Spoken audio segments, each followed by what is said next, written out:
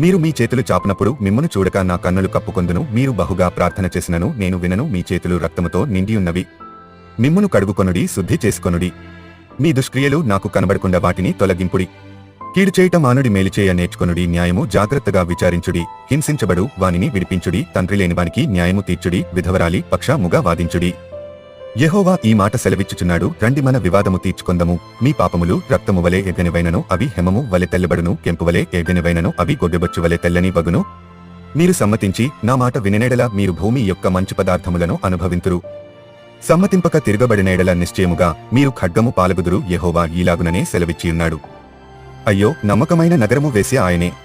అది న్యాయముతో నిండియుండెను, నీతి దానిలో నివసించెను. ఇప్పుడైతే నరహంతకులు దానిలో కాపురమున్నారు. నీ వెండి మస్తాయను, నీ ద్రాక్షారసము నీళ్లతో కలిసి చెడిపోయెను.